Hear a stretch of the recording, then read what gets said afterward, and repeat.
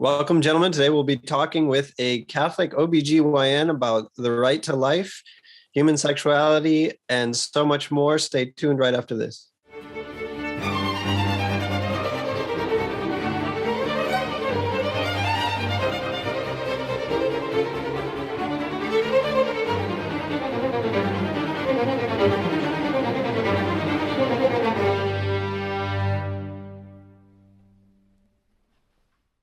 Hey, everyone. Thanks so much for joining us with another episode of The Catholic Gentleman. We're excited that you are here. If this is your first time listening, please subscribe on the podcast player of your choice, or if you're watching on YouTube, I encourage you to hit that subscribe button there as well. Please write us a review, leave comments. That helps expand this, get this out to more men like you.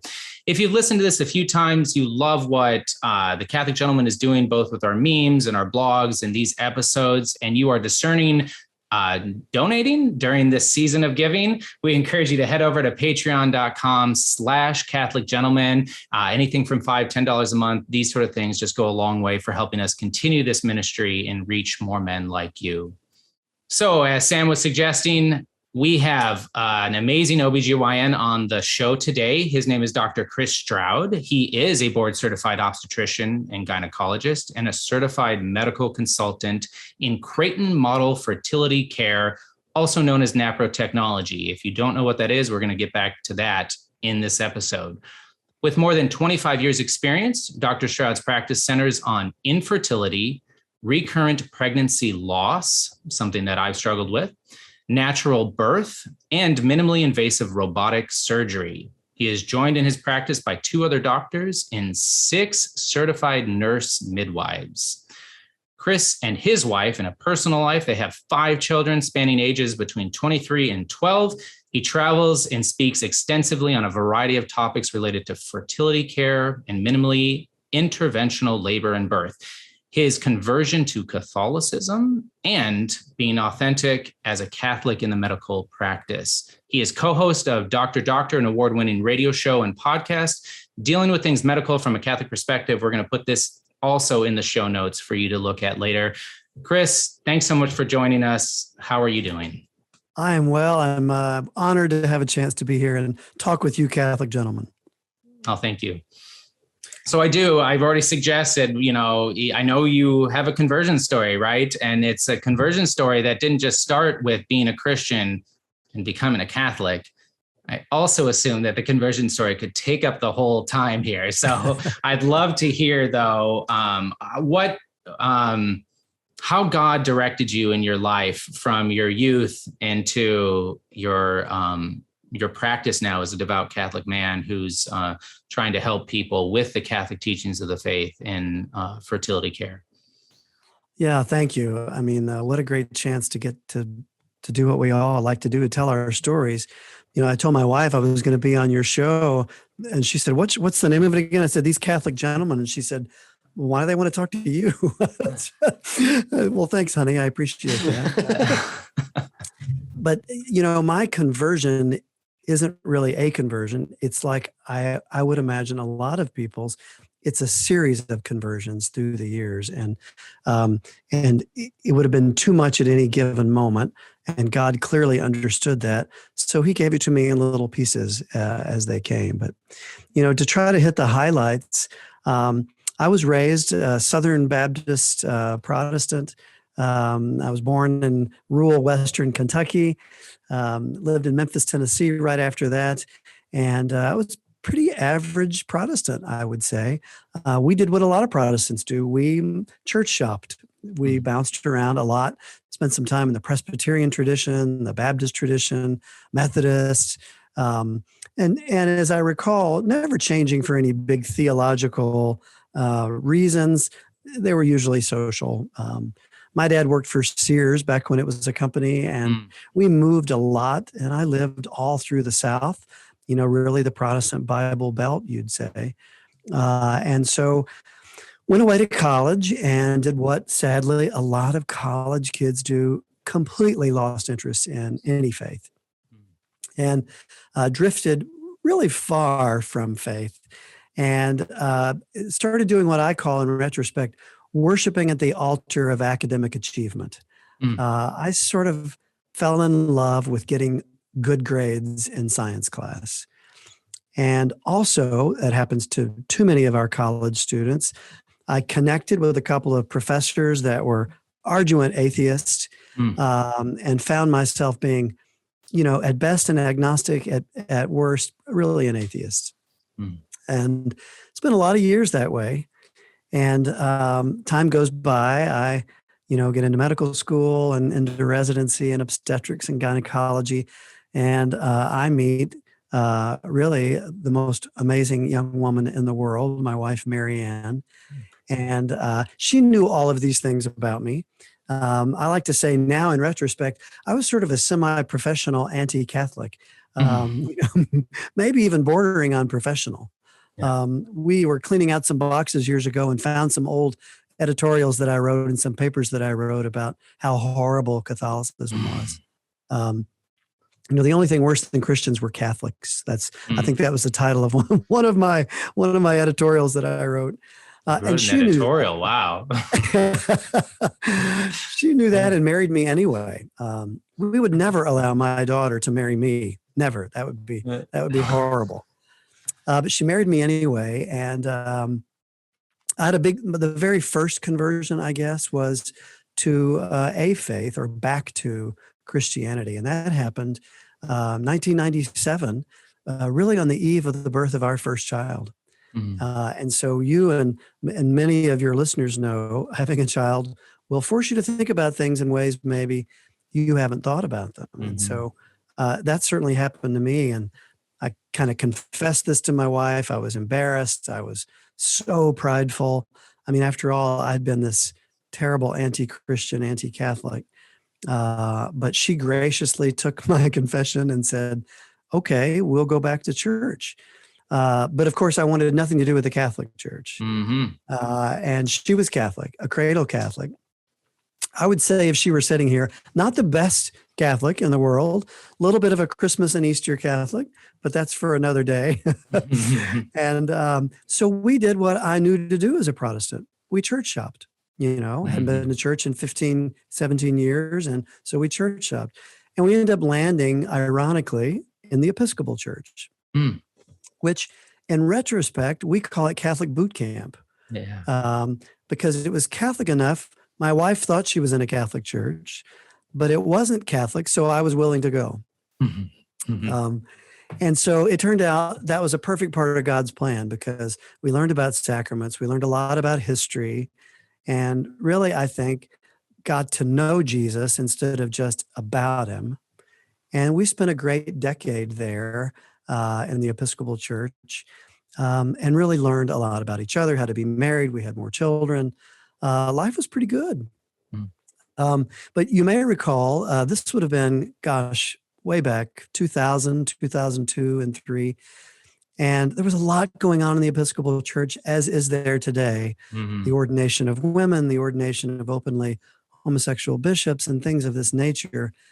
And we started to struggle with that. Much to our surprise, I think, as a couple. And I remember an older gentleman saying to me once at a parish meeting, isn't it great in the Episcopal Church when you kneel at the altar rail? Now, Catholics, listen, the Episcopalians kneel at altar rails, but yes. That's for another episode. Right? Yeah, absolutely. We'll bring you back. Yeah. But he said, isn't it great that when you're kneeling at the altar rail, the person on your left may be pro-abortion and the person on your right may be pro-life? And I remember thinking, I'm not so sure that's great. I'm not so sure I would tout that as something that we as Episcopalians should be proud of. So that led to really a series of just questions and questioning. Well, speeding up, I ended up moving to Fort Wayne, Indiana, where I currently live. And it was one of those deals where my family couldn't come. So I had to spend 3 months up here alone before they could come. And I'm way too cheap. I didn't want to spend the money to be in a corporate hotel or something like that. So we had an RV camper. So I decided I was going to live in a campground for 3 months. In the winter in the Midwest, and I'd never been in the Midwest in my life. Not in retrospect, the best decision. I almost froze completely to death. So I would go to work all day and get home at night in my camper. I didn't know a soul. And I had a satellite dish on the top of this RV camper. And you would be amazed to learn that the only channel I could get on that crazy dish was EWTN. Wow. And everything else was blurry. But EWTN came in with a clarity, laser-like clarity. Spoke to the soul. Right. So I started watching EWTN pretty much every night. And I became a Marcus Grodi junkie. And I watched probably every episode of the Coming Home Network. And, I was watching this episode one night, and he had a previous Episcopal priest talking about his conversion to Catholicism. And he was talking about Matthew chapter 16. And it's the discourse with Jesus and Peter and the disciples. And he says, "Who do you say that I am?" Right? And Jesus says, "You're the Christ." And Jesus says, "You didn't hear this from humans. You got this directly from God."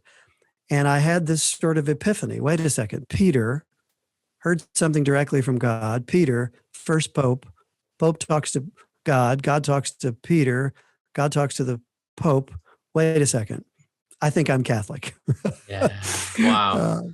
So I had to call my poor wife and say, "You're not going to believe this, but I've been watching Catholic TV for the last 3 months, and I think I want to be Catholic." Praise God. Wow.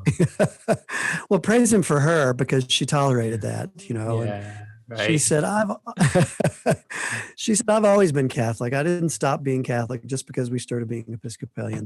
That's great. I'm glad you're Catholic. I want to be Catholic. So we started RCIA just like many of your listeners. And then an Easter Vigil in 2007, my then 70-something-year-old Baptist mother and my wife and I came home to Rome. And in no small part, thanks to Scott Hahn's book, Home Sweet Rome, that someone gave me as a gift. And so we became Catholics. Wow. So that's two big conversions, one to Christianity and then one to Catholicism. And you'd think the story was over there, but clearly God wasn't quite done with me yet. Yeah. So the interesting part of the story there was I wasn't a practicing OBGYN then. I was a hospital administrator. So the church teachings on things like life and abortion and contraception had no impact on me whatsoever because I wasn't practicing. I thought they were interesting, but I didn't think I needed to wrestle with them because they weren't relevant in my life. So I was happy as I could be. Well, fast forward, I make some job changes, decide to go back to practice. I left Fort Wayne, went to Milwaukee, Wisconsin for a while. We came back to Fort Wayne when I decided to go back to practice, really in no small part because of the parish we entered the church in. It's a tremendous parish. A shout out to St. Vincent de Paul Catholic Church here in Fort Wayne. And we thought that's the best place that we could maybe have our children beat the Catholic statistic, right, of dropping out after confirmation. And that's worth a move. So anybody listening who's thinking about moving, and you don't know where to go find a great parish and then find a way to live there. Yeah, it might seem backward by worldly standards, but it was the right thing to do. And as evidenced by our children, who are all terrific young Catholics, it was the right thing to do. So we did that. Well, then I go back to practice. Well, now the things that didn't affect me, suddenly I had to confront. And so my next big conversion happened as a result of a tremendous priest in a confessional. And I was in the confessional, and I'm going through my litany of problems. And I say, oh, by the way, it sort of bothers me that I prescribe contraception and I tie women's tubes and I put in IUDs and I refer for IVF. It kind of bothers me. And then I moved on to the next, relevant thing. And out of nowhere, the priest, who has unusually large hands, puts his hand on my leg and he says, wait a minute. And I'm still a new Catholic, but I don't think they usually touch you. I think this is different. So something is amiss here. And Father said, I want you to say that again.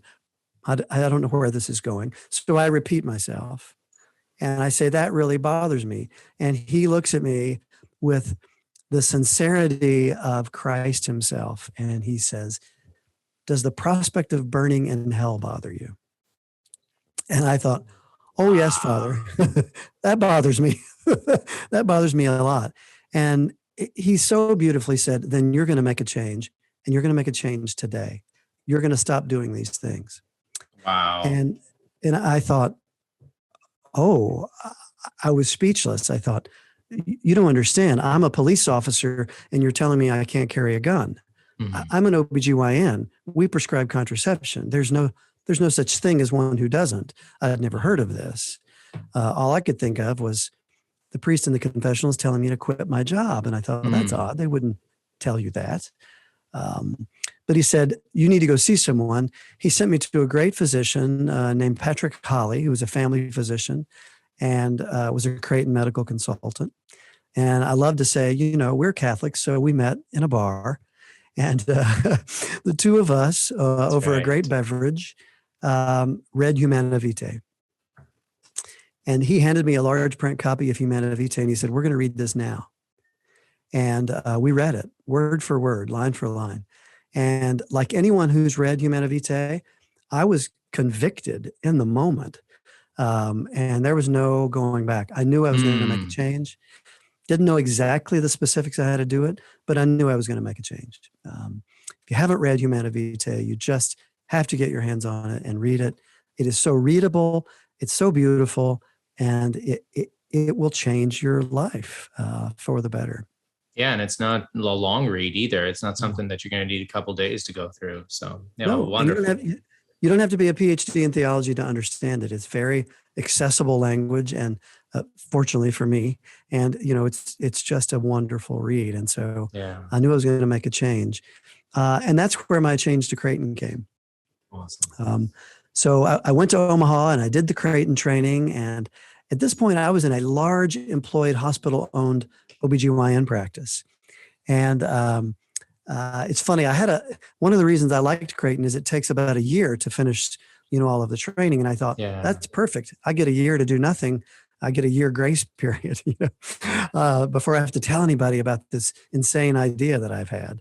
And 2 days into the first week of training, I called my wife and I said, when I get back next week, I'm done. I'm not prescribing again. I'm just finished.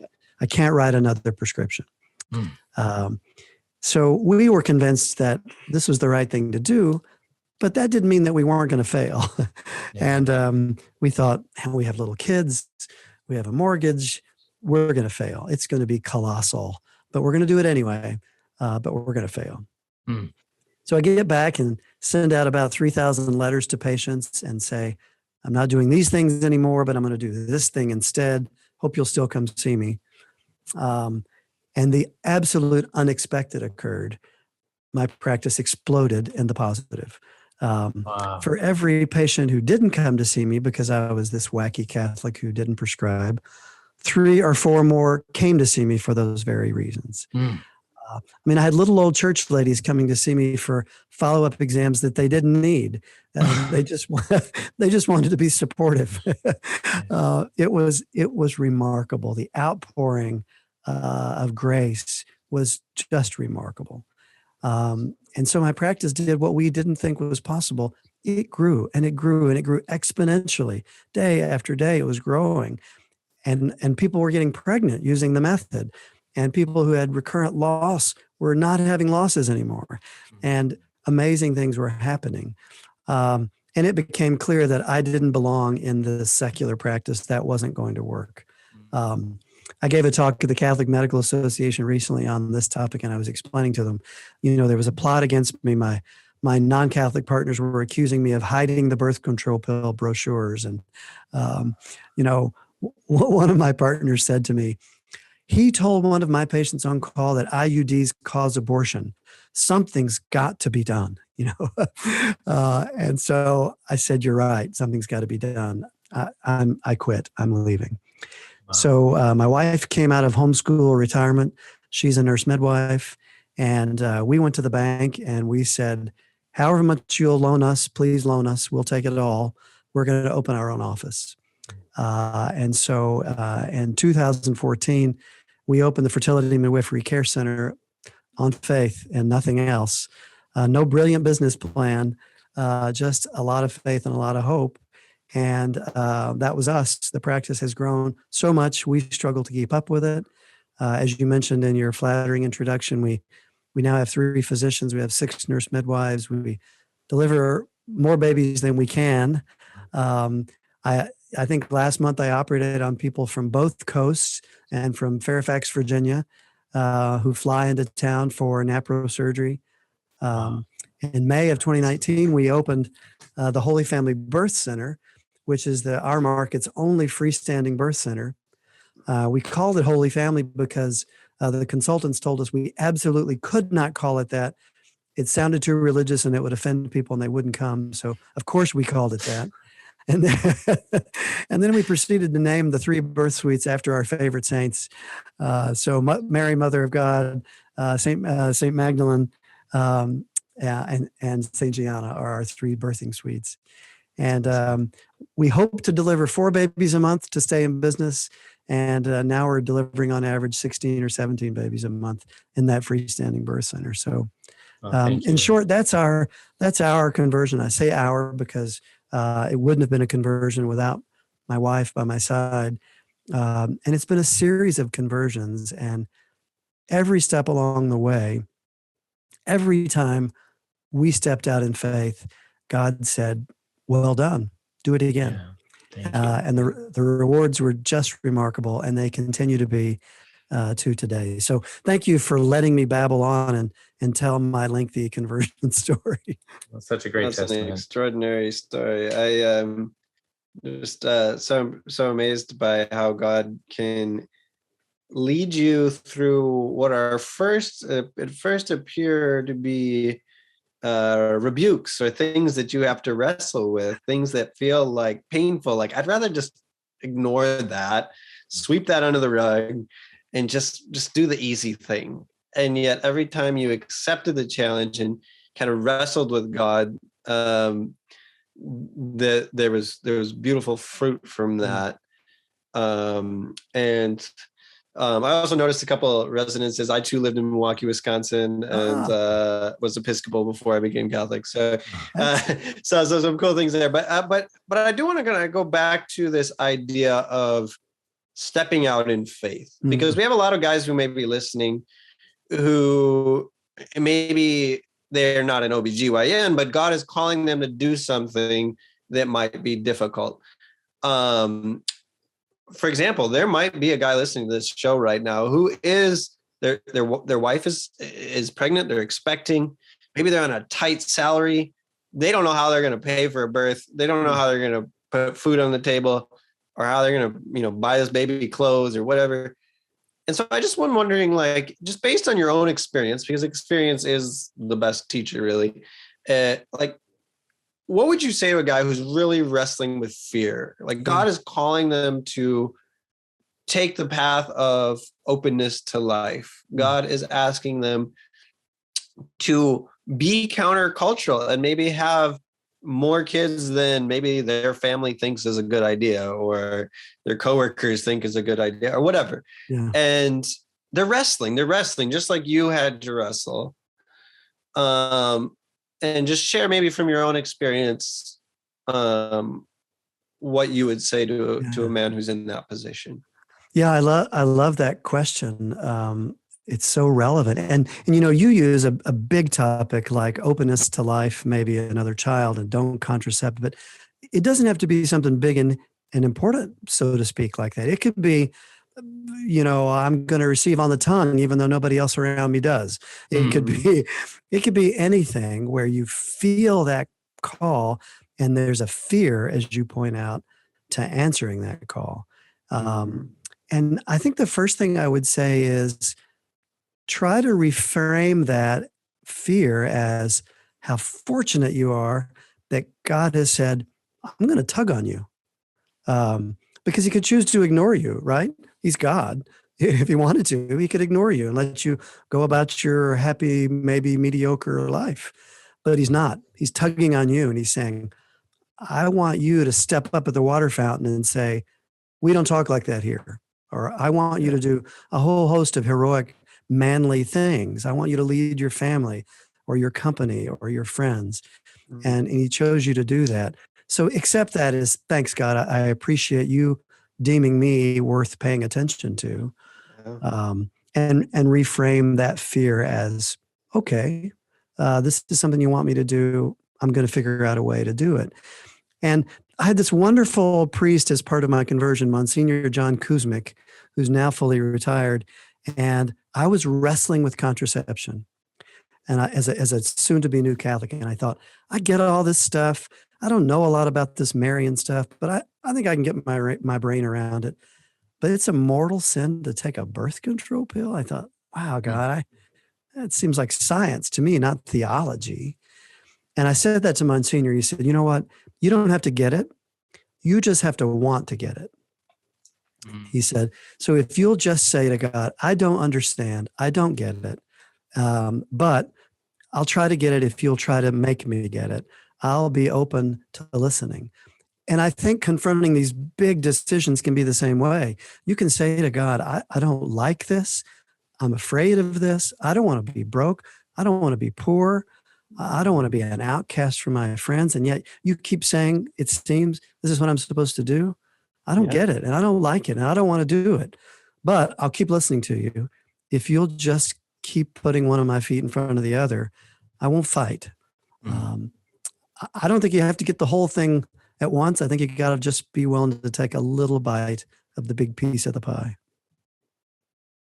That's beautiful. Thank you. Yeah. And we're just doing it's Advent right now. We're doing the Jesse tree with our children. And I'm amazed at how many of these Old Testament characters that God called, like Moses, for example, or Abraham, to do something scary. And they didn't want to do it. They're like, this is insane. Or like, they're just like, oh, you're going to have a child at 90 years old. And they just laugh. They're just like, yeah, right. Like it. And yet they stepped out and prepared the way for the Messiah. And so I love that. Thank you so much for sharing that. Yeah. I think you also had some amazing priests in your life. So as a reminder to all of our listeners, pray for your priests, because we need more men like that. We need more men that are willing to look you square in the face and speak truth, of course with charity, but also just directly, right? Not circumventing. And we can all talk about and think back in our lives, and when we hear these homilies that tend to go nowhere or be a personal experience and have no real call to action. And so when we hear those, let's thank them and be sure to keep them in our prayers. So one of the things that I wanted to turn towards, and while it might seem basic to us, I'm sure there's a lot of men on the call, is what is Creighton? What is NaProTechology? I think this is really important for every one of our listeners to hear, if not for yourself, then to share with your loved ones and people who are near you. I know my wife and I struggled with 4 miscarriages, and we actually were working with some NAPRO certified family practice doctors who were really wonderful and everything. And they did a great job, but it wasn't quite the solution. And so we just went to Omaha. We just took it to the next step, which is where NAPRO is. And we are just having no troubles conceiving and keeping pregnancies from then on out. It's been just a huge blessing and a godsend. Nice. It's transformed our lives for the better. And so I'd love for you to talk a little bit about that, about the practice and about, some of the statistics even, right? Because we hear IVF and, that's the go-to when everything else is failing. Yet even IVF's statistics or IVF's, success rates are a fraction in compared to working with the body, understanding the body, and so, what does the church have to offer? And this is it. So I'd like to hear you talk about that. Yeah, a great topic. I mean, so there are a lot of different ways to describe the Creighton fertility model and NaProTechology, but really I would say a disease-based or a diagnosis-based approach to fertility management. Now, and I say fertility management because it's certainly a form of natural family planning, meaning a couple could use it to space their children, that is to say, to avoid pregnancy. So that's certainly true. That's true of a lot of the natural family planning methods, whether it's the Billings method or the Marquette method or, couples to couples, a lot of different methods to avoid pregnancy. Creighton Fertility Model and NaProTechology is probably most known for treating abnormal conditions. So that's why I like to describe it as a diagnosis-based or a disease-based approach to fertility challenges. So part of it is literal in terms of maybe surgery, but a lot of it is philosophical. And by that, I mean, it begins with an understanding that a married man and woman who are engaging in the marital embrace should be pregnant. They're designed to be pregnant. If they're not pregnant, it means there's something wrong. Many listeners have probably heard the expression unexplained infertility. Well, unexplained usually means unpursued, sadly, by my colleagues in obstetrics and gynecology. But if a woman is not pregnant, there's something wrong. The other principle is it's usually something that's knowable. There's usually something or some things that are in the way of an otherwise healthy couple not becoming pregnant.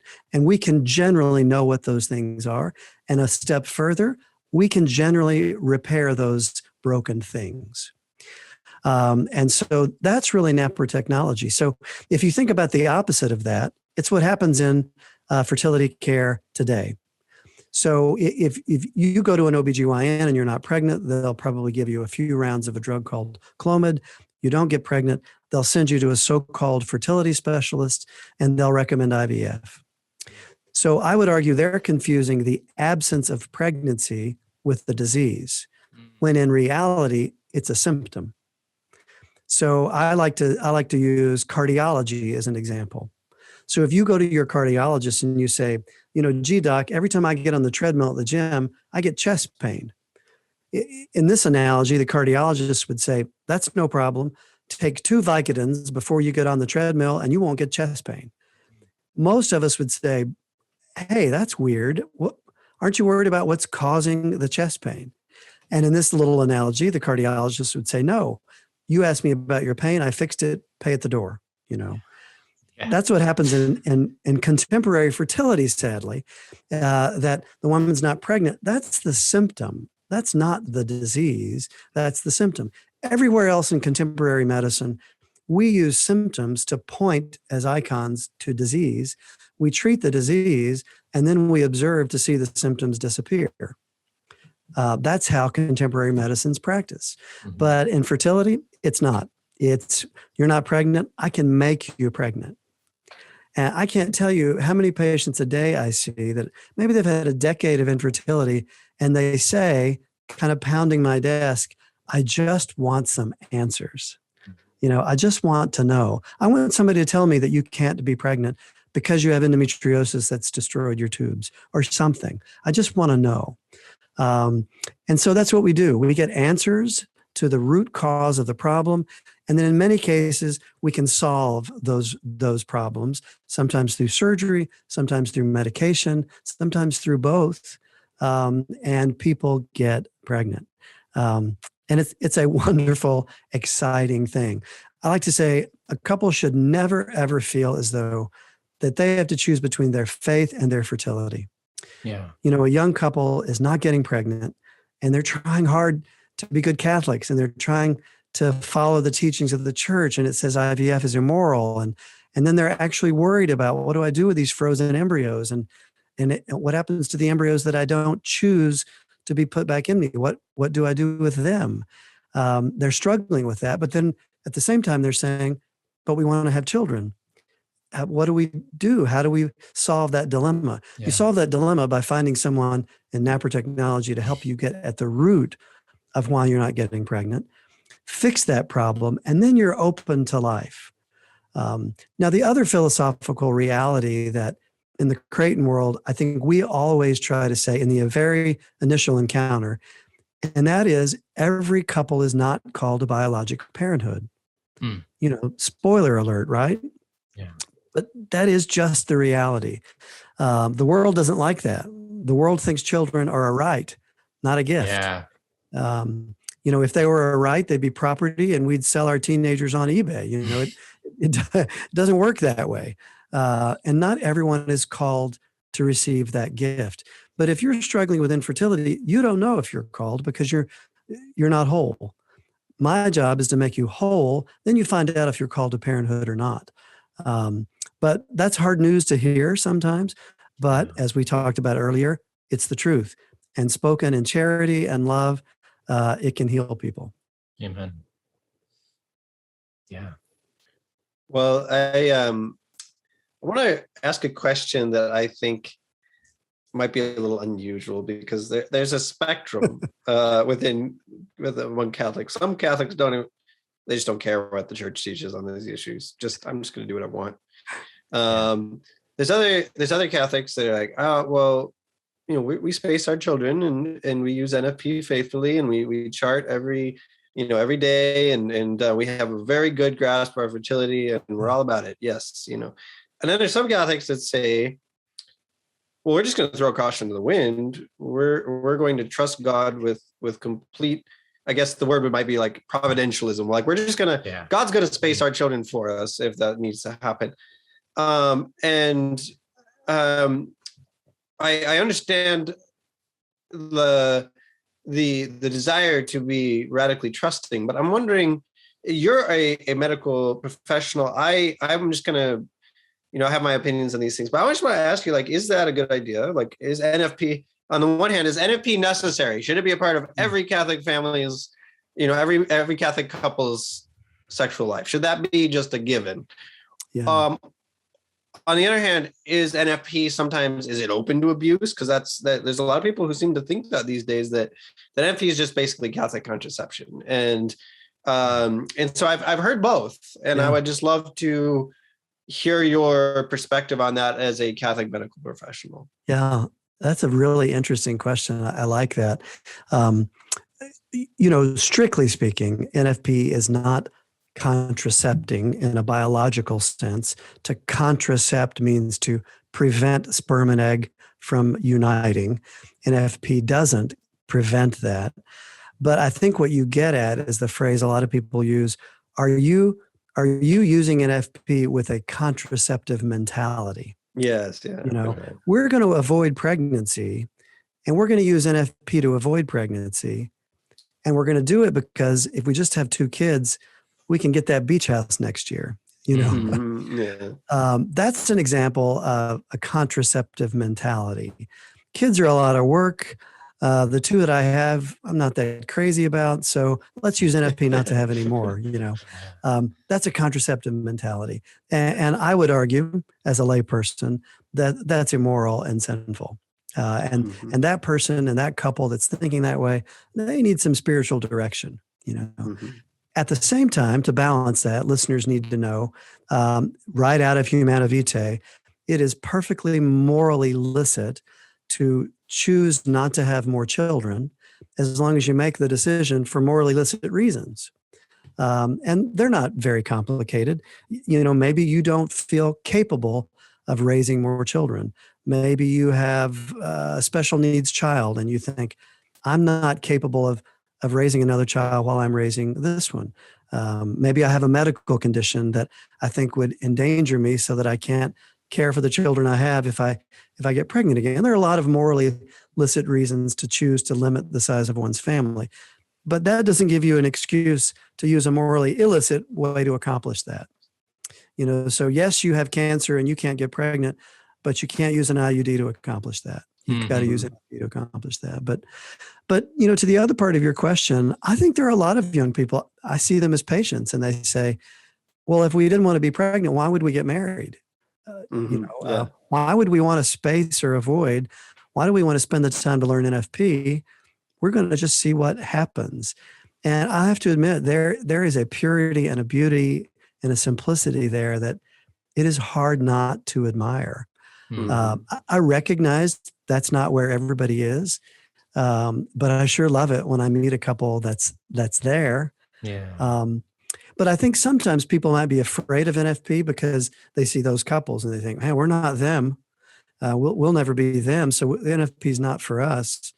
And then we don't do ourselves a lot of help when, at pre-Cana classes or other classes, it'll be time for the NFP talk, right? And a couple that's old like me stands up there and they say, we use NFP and we have 12 kids.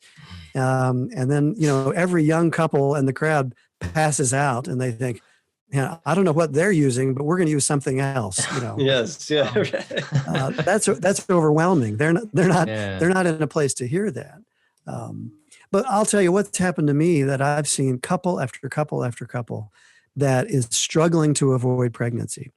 Maybe there's something goofy about their chart and they look fertile all the time and they're not sure when it's safe, quote unquote, to be intimate because they can't tell if they're fertile right now or not fertile now. And they've tried the Marquette and they've tried Creighton and they've tried ovulation predictor kits and they're either abstaining all the time or they're just throwing caution to the wind, and both are bad, right? They're really struggling. And several times I've said to them, you know what, why don't you spend a weekend and just prayerfully ask yourselves, why are we so afraid of being pregnant? And I would say 90+% of the time, that couple has come back, usually pregnant, and said, you know what, we realized there was no reason for us not to be pregnant. We had no reason to be so fixated on avoiding. And as soon as they stopped avoiding, all of their problems went away. And they typically got pregnant because they stopped worrying about it or thinking about it. And they usually go on to have several children, so something had to sort of click into the beauty of procreation and what it is and what we're called to be. So I know that's a long-winded answer to your question, but I hope I've covered all the points. No, it's a very wise answer. It does acknowledge the good in those different approaches. And I think that that the church doesn't prescribe one way or the other for a good reason. The church doesn't drop the mandate, you must use NFP, and the church doesn't drop the mandate, you can never use it. Like there is freedom as Christians, and St. Paul talks about our freedom within limits, and the church prescribes those limits. But there's room for Christian conscience and Christian choice there. And but to your first example, the cohort, if you will, that says, that part of Catholicism, that's not me. We're contracepting. I mean, and maybe I'm hypersensitive as a convert to dealing with that group.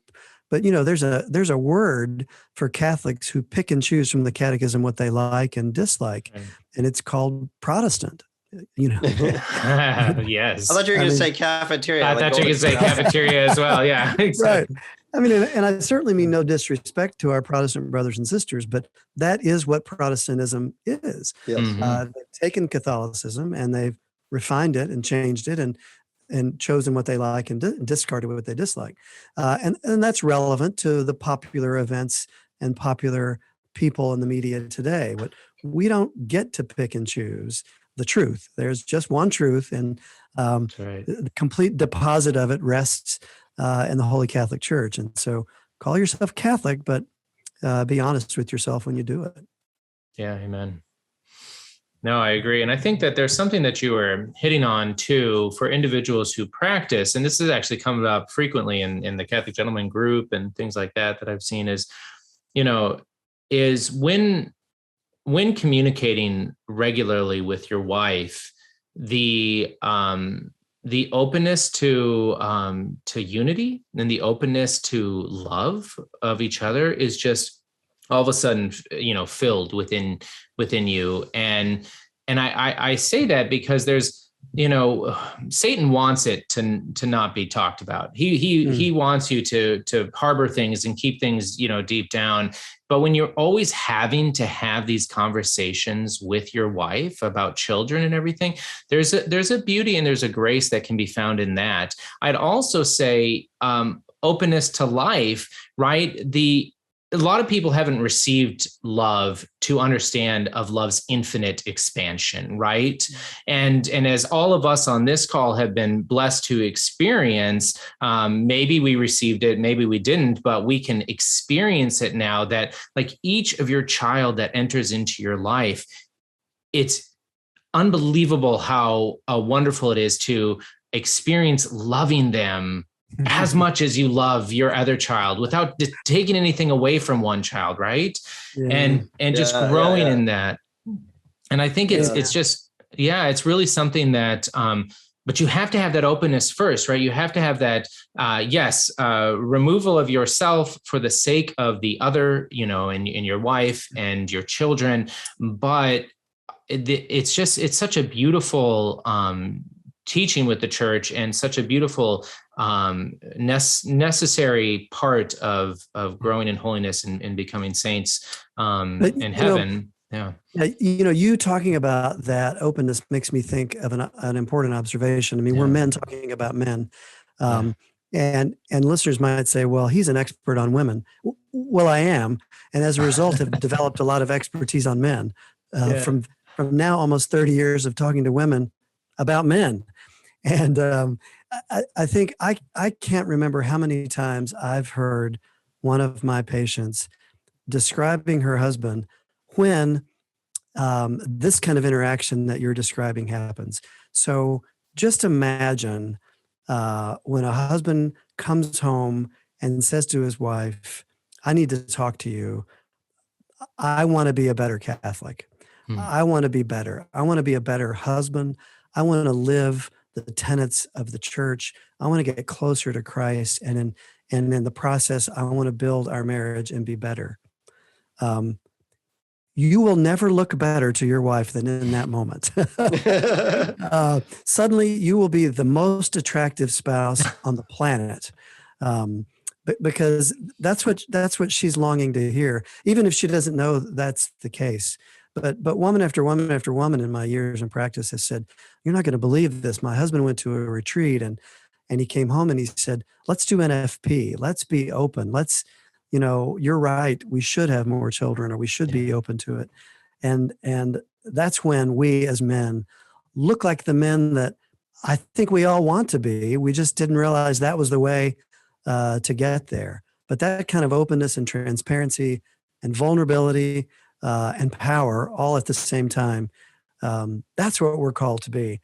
And when we're doing that, we're being Catholic gentlemen, aren't we? Amen. That is so true. And I do want to just say something, because I think a lot of men who listen to this are maybe thinking this right now. NFP is hard, and the secular world talks about,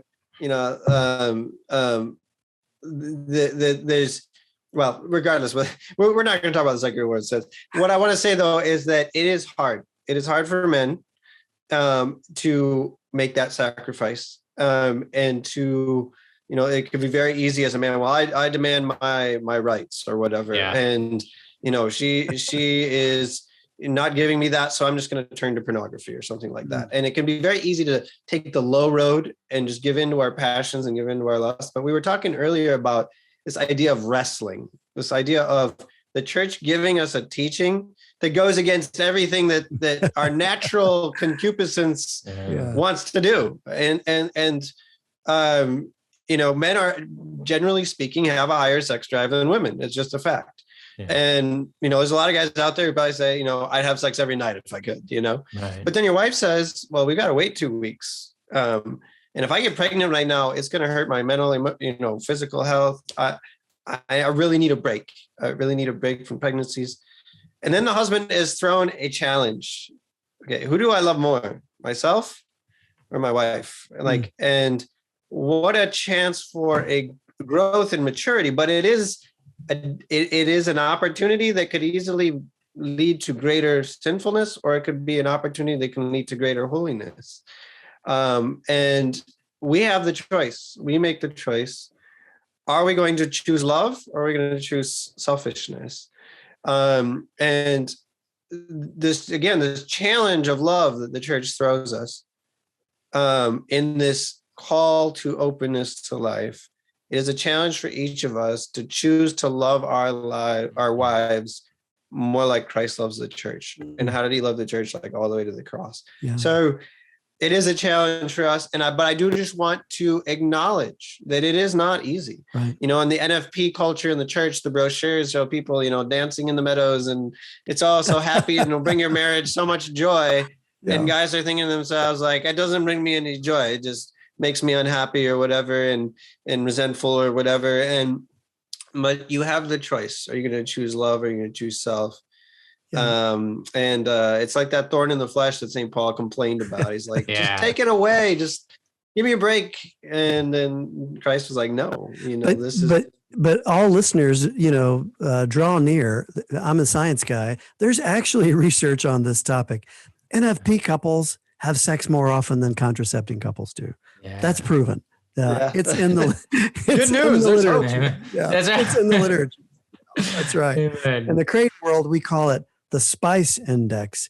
And that is, what does a couple do in those days? It's not really weeks, days that they need to abstain if they're avoiding. And they do other things. And, the cynical couple will say, yeah, all we do is sit around and talk about, we can't wait until it's 4 days from now. But imagine, how great does ice cream taste the day after Lent is over, right? To abstain brings wonder, and that's okay. Yeah. Amen. Yeah. Oh, that's so well stated. Well, I want to actually ask another question. It was one that Sam brought up, and something that I think is important now, right? So Texas just had a really wonderful change there with the abortion ban, and I know that there's a lot of Catholics that actually don't agree with it and think the manner in which it came about was poorly decided. Nevertheless, the lives that are being saved, there's also right up in my neighborhood, there's a whole new women's shelter that's being opened up to actually help women not only maintain their pregnancy, but also hold on to women for the 2 or 3 years of their lives. They can go live in this location, and they can learn how to, farm, or they can learn how to just raise their child. And they can have that support as a single mother, so there's really beautiful things just in months that are already happening here because, God's grace is so amazing.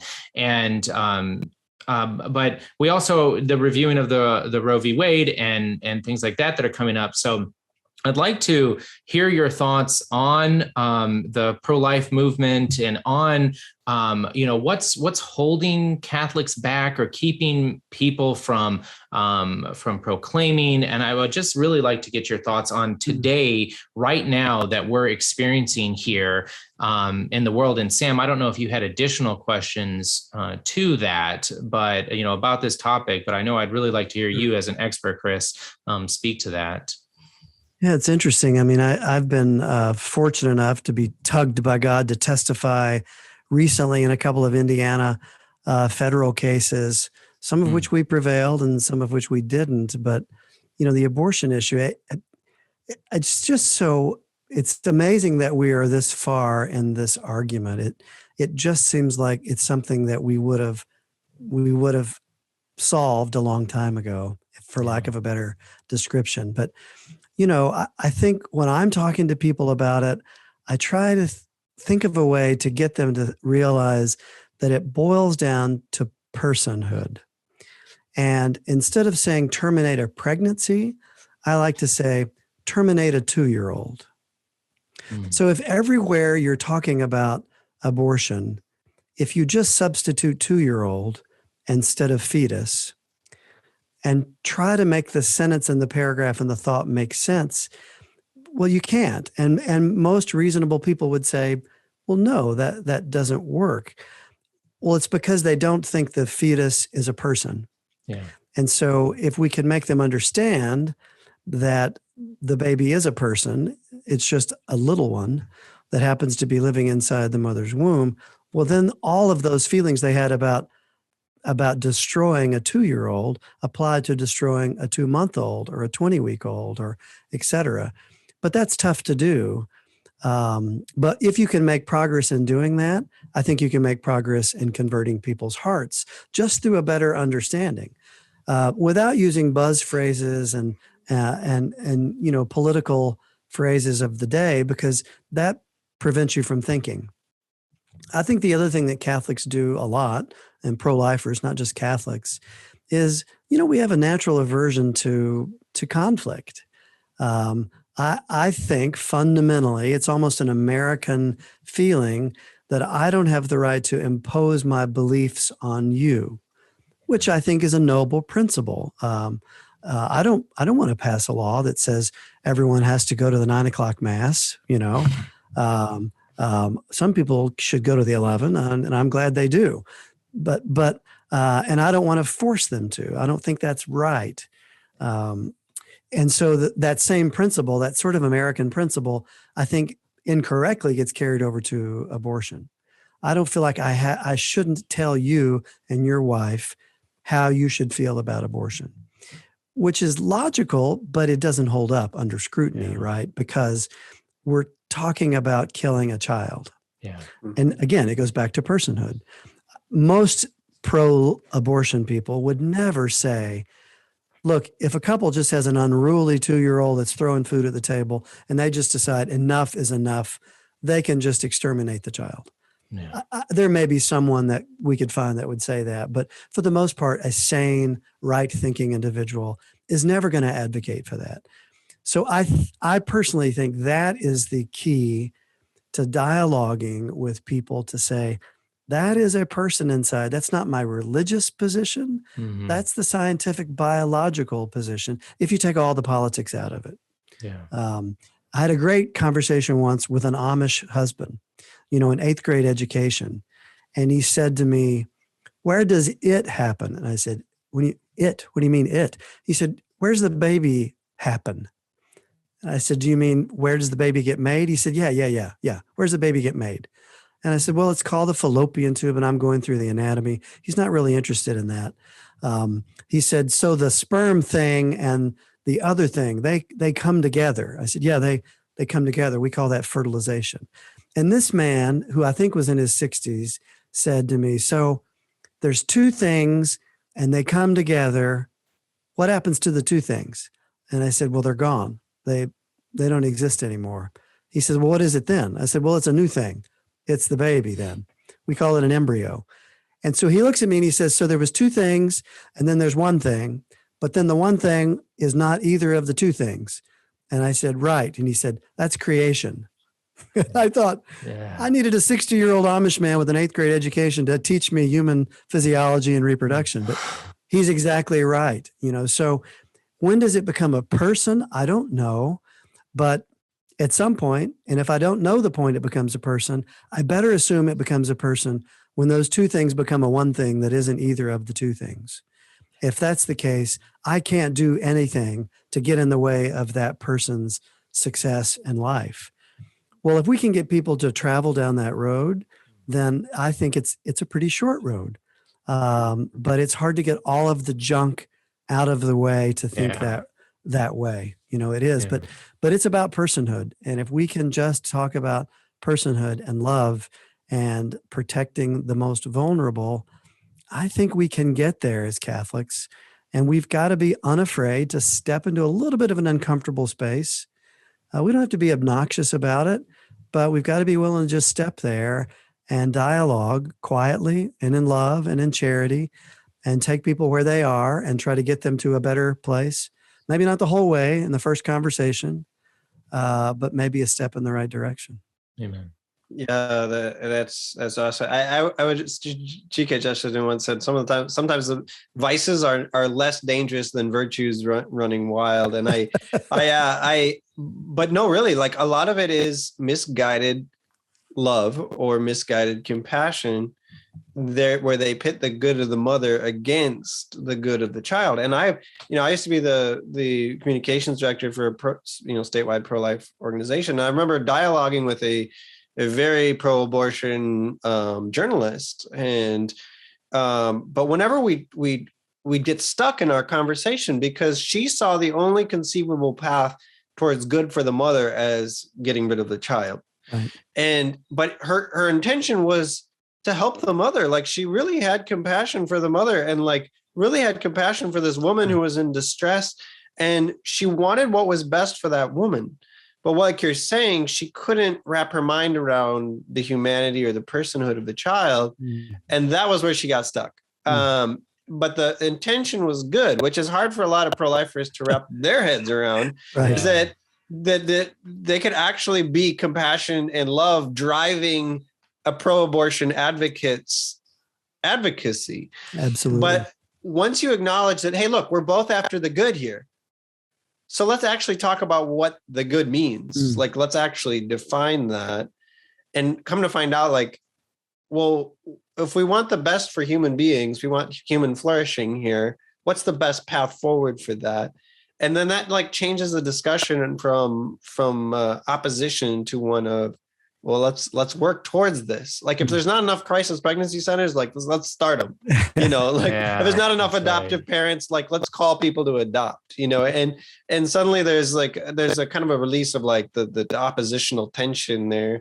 But regarding the specific Roe versus Wade case here, that the Supreme Court is reviewing right now, I'm really wondering, like, as Catholics, let's say a miracle happens, the Supreme Court throws out Roe tomorrow. Yeah. Like, you're on the ground level here. You see this day in and day out. You're working with very concrete cases. This is not an abstraction to you. Like, what can pro-lifers do? Like, let's say there's suddenly like thousands of women who are going to have an abortion now who can't, and they're looking for help. What can we do that is most practical and most helpful to women in those situations? Right. Yeah. That's a noble question to pose. I mean, I like to remind people, I've cared for a lot of abortion-minded women through my career, and I can say I don't think I've ever met one who actually chose abortion. It really chose her. You know, I can see a woman's face that I spoke with recently who, you know, she was living with a man with her child from another man, and she was pregnant from a third man. And if the man she was living with found out, he would probably physically harm her, but most definitely kick her and her other child out on the street. So she's trying to choose essentially between two children. Which one does she save? That's an untenable position for any human being to ever find themselves, especially today. That should never happen in America or in any country, but especially not in America. And sometimes on the pro-life side, we and our colleagues, we forget the lack of humanity that woman is experiencing. So what can we do, to your point? You know, we've got to remember that, you know, the problem is, you know, you say, well, this woman is going to get pregnant because her husband insists on having sex with her. Well, that's called rape. Instead of helping her have an abortion, let's prosecute him and his horrible behavior. That's pro-woman, to protect her from essentially a rapist, not punishing the child that was created. But practically speaking, we've got to go above and beyond at tackling the root evils in society that lead women to being chosen by abortion, whether that's abject poverty that typically involves domestic abuse and substance abuse, and sex trafficking is horrible that no one wants to talk about. Yet it's an equal pandemic to the coronavirus, I think I would argue, in America.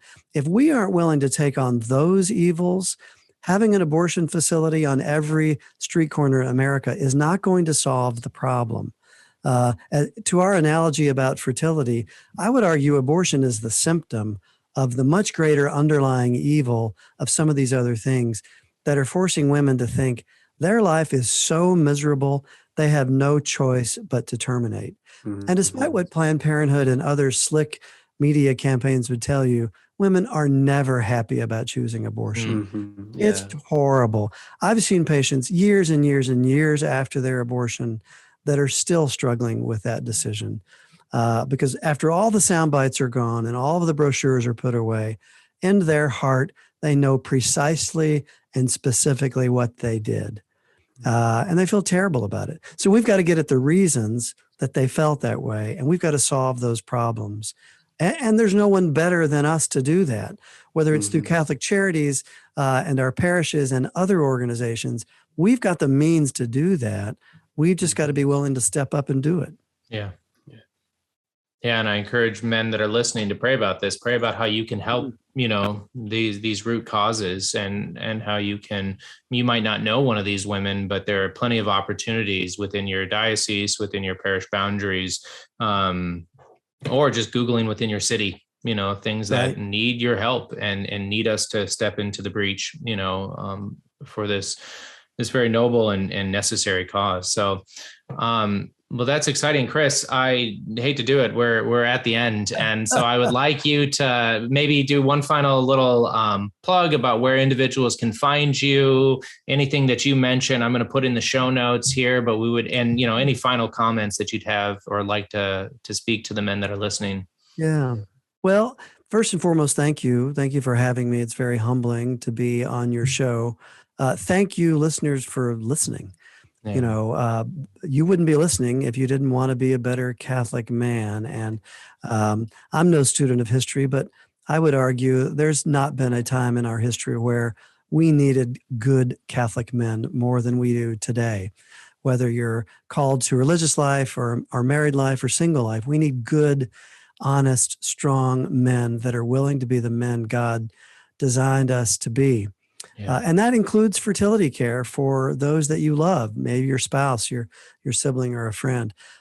If you're struggling like that, find someone like me. It doesn't have to be me. Find someone like me. But if you'll go to NaProTechology, NaProTechnology, it'll be in the show notes. You can look me up, Chris Stroud. You can Google me. There's a pro golfer that's bald that looks a lot like me. That's not me. Not to be confused. But yeah, Google me. And we have a huge telemedicine outreach here. We're happy to help. And it's part of our mission to just help with advice via email or others. So don't be shy. Step out in faith and we'll certainly help you. But thank you. And God bless you. And I'll be praying for all of you. And I would ask that you please, all of you, pray for me. Amen. Well, thank you so much, Chris. And as we remind ourselves and our listeners on every episode, be a man, be a saint.